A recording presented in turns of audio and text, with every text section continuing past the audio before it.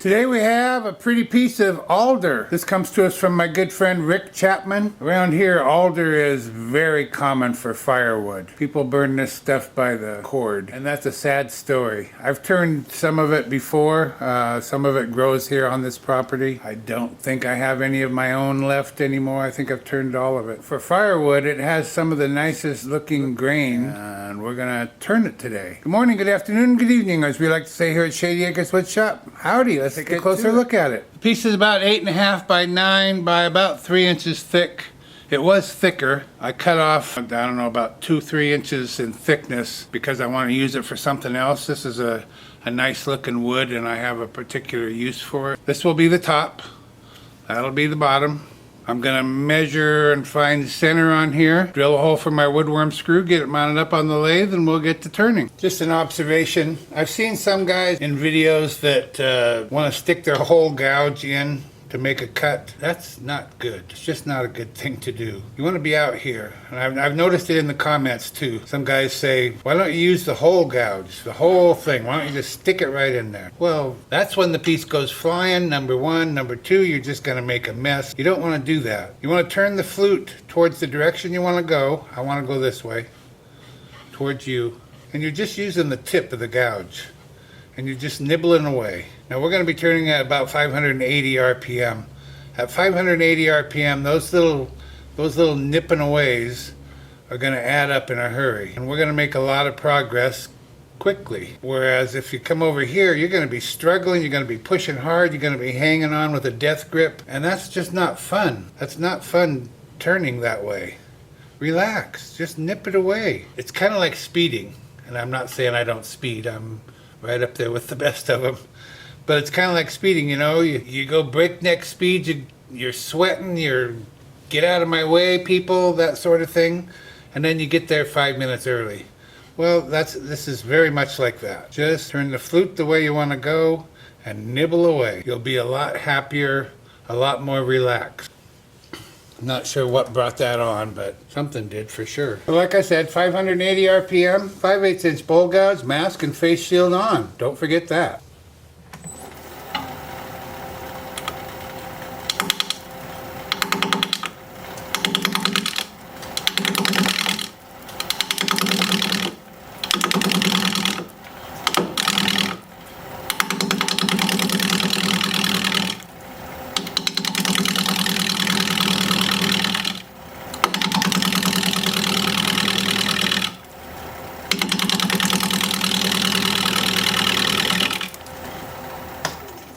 See the progress we've already made? 1.5 inches. What was that? 20 seconds?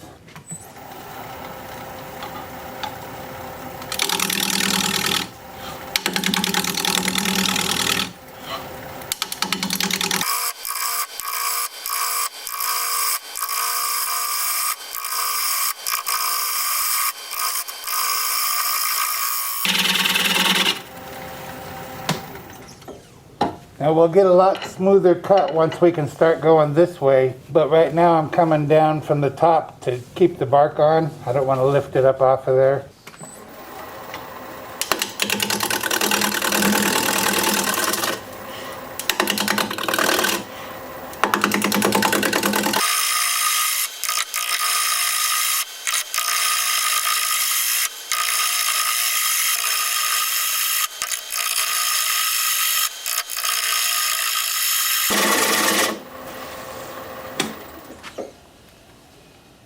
Just checking my bark here. Looks pretty good. I think I'll start coming the other way a little bit.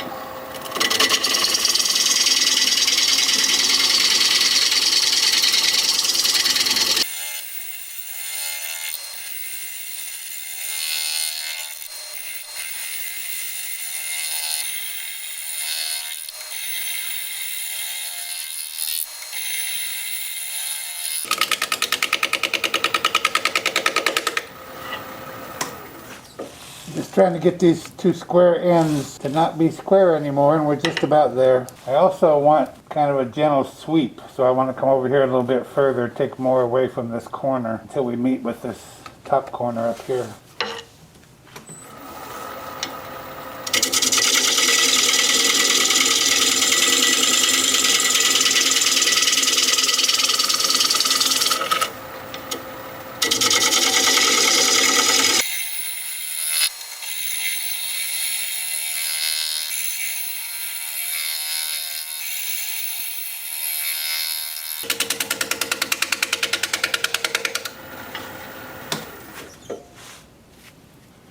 Okay, we got it. I'm going to come down here to lay out for a tenon or a recess, whichever. I'm going to go ahead and go with the recess. And I turn the speed up to 750 RPM.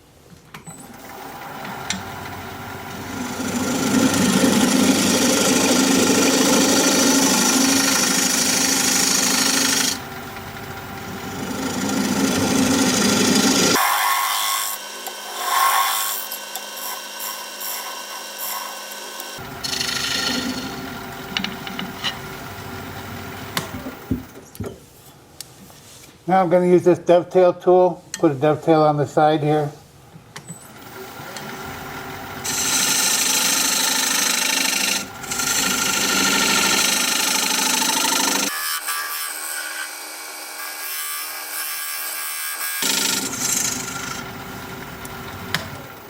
That's deeper than I need it to be, but I'm going to cut some of that away.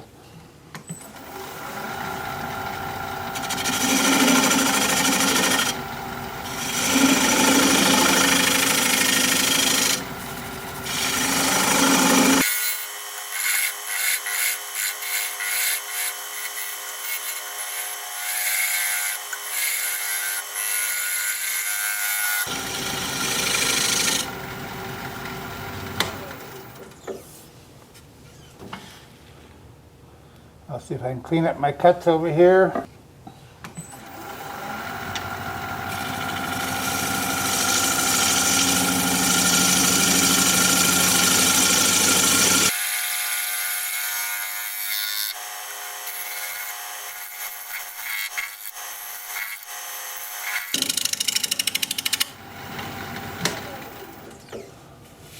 Okay, I think that's what I had in mind. Time for sanding.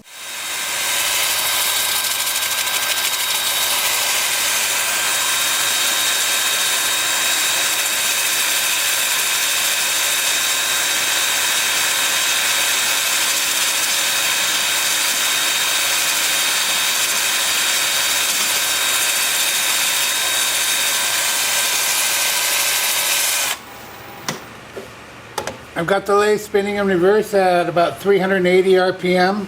I'm starting with an 80 grit disc and I'll work up through 400. I'll have the piece spinning forward and reverse, and I'll bring it back here in a little bit and we will put some kind of finish on there, or sanding sealer or something. I'm not sure yet.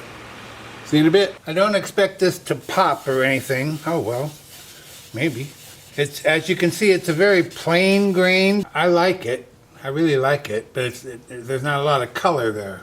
You're getting the grain, just not much color. You'd appreciate it more if you were standing here where I am, touching it. Boy, it sure did soak it up though, didn't it? I had a real nice smooth finish on here, but now it looks like I didn't. It sanded up just smooth as could be. Yeah, this is gonna take a few coats.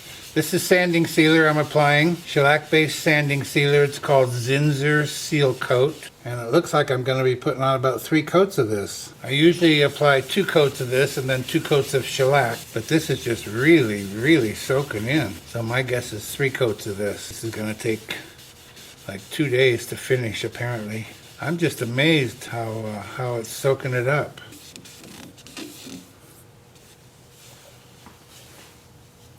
Well, yeah, it's going to take a while. At least the temperature has come up somewhat. It's, I don't know, about 54 today maybe. Still rainy. Anyway, so I'll be working on this, say a day or two, and then I'll bring you back and we'll start working on the inside. See you in a bit, or see you tomorrow, or see you pretty soon. I have the piece turned around with the chuck jaws expanded into the recess. This piece of alder is way different than the alder that I've turned before. I got a really poor finish on the outside. I'm just not happy with it at all. I'm going to put another coat of shellac on there. That'll be the 3rd one when I'm doing the inside here, and I just hope that works, but I don't hold out much hope. The end grain is really porous. The whole thing is really porous, but the end grain especially. So I guess it's softer wood. I don't know. Maybe younger wood, fast growing instead of slow growing. I just don't know. Anyway, we're going to be turning at 780 RPM, 5/8 inch bowl gouge, mask and face shield on.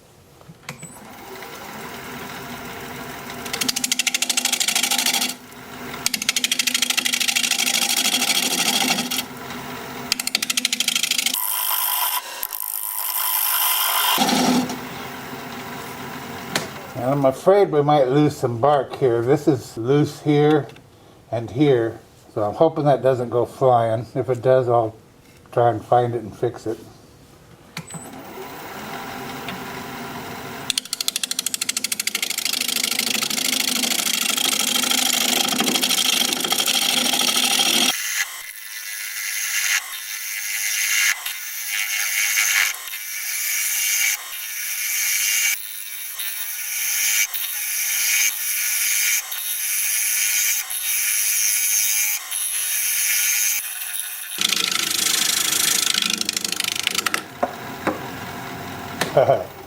There went a piece of bark. I think it dropped down below here. Let me see if I can find it. Well, I found two pieces. This one goes here. It's a perfect fit. Easy to glue back on. And this one goes over here. Also a perfect fit. Easy to glue back on. See that little bit of white paint? And then a little bit of white paint on here? That's the sealer that Rick used to seal the ends of this piece. We already had them. There was a missing piece already. So I'll glue those on a little bit later. I did just sharpen up. We're still at 780 RPM. Still mask and face shield on.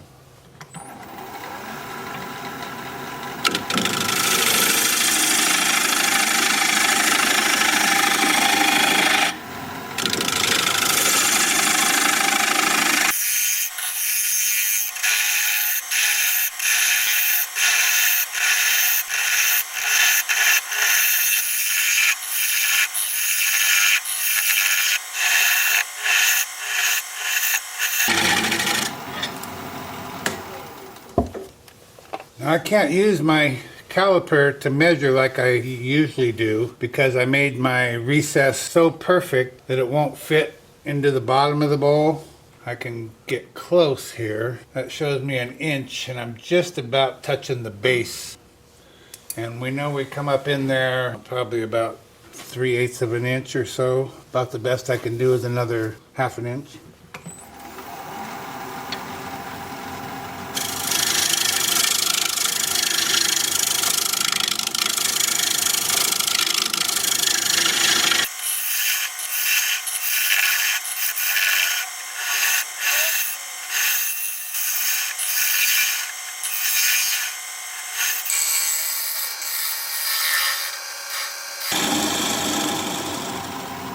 I'm stopping there. I'm stopping there. I'll glue these pieces on after I get some finish on the inside so I don't stain it. So time for sanding. I've had a chance to study this for a little minute. I think it looks better with a lot of bark missing than it does with a small amount of bark missing. That on there and this on here. I think that draws your eye more than that does. What do you think? See, that doesn't look as good as that does. And a lot of people would say, well, all bark or no bark. And I get that. I really understand that point of view.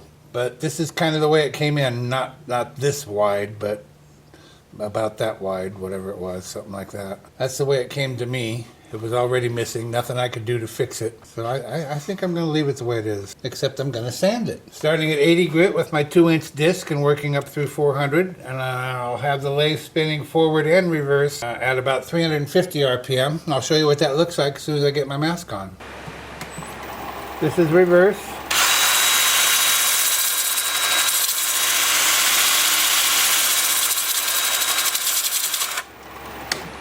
And this is forward.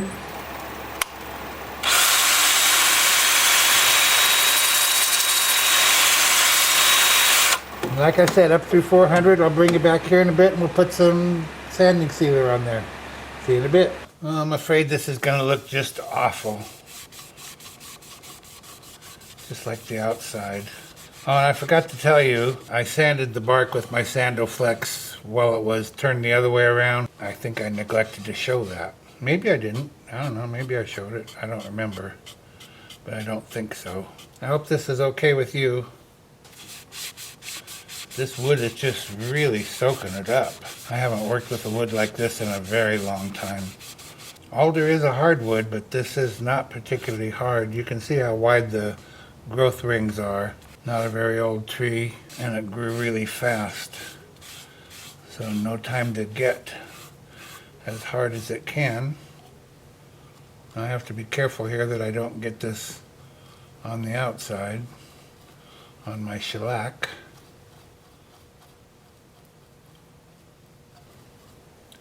And I will be putting another coat of shellac on the outside. And I did scrape off that white sealer that Rick had on here. So that's gone, that's good.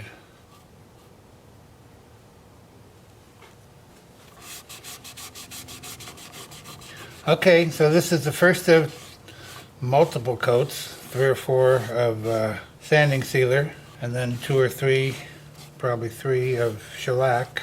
And I'll bring you back and we'll take a good look at this thing sitting upright. So, I'll see you tomorrow. Have a good evening. Be sure you stick around at the end of the video so you can see the before and after shots of this piece. If you'd share the video, I'd really appreciate that. Thank you so much. Well, here it is, one Alder live edge bowl in the books. Nothing special about it. Not destined for the Hall of Fame. It's kind of a nice golden brown, I'll give it that. I just could not get a decent finish on here. It's just way softer than I ever would have guessed. Now what about that missing bark? Is that driving you just crazy? I put the other 2 pieces back on. I can still do it. It's not too late. I can still add them on, but to me this just looks better. This looks intentional, where if I put the other ones on it looks like an accident. I don't know. Alder. Now this is interesting to me. That looks like a crack. Kind of a half moon crack. But on the outside, you can see it's a grain. It's not a crack at all. There are some hairline cracks in here, like right here. I don't know if they're showing up. They might not be. You couldn't get a fingernail in there if you wanted to. They're nothing like that. But anyway, there it is. Let me know what you think. Thank you, Rick Chapman, for sending this along for all to enjoy. If you like this video, thumbs up please. I'd sure appreciate it. If you're a subscriber, thank you very kindly. I truly appreciate that. If you're not a subscriber, you might consider becoming one. I put out regular videos about 1 a week, and I'd like to keep in touch. An easy way to subscribe is just click my picture you see there near the end of the video. Your comments are always welcome, and I love reading them. So for now, this is Phil, Shady Acres Woodshop, signing off.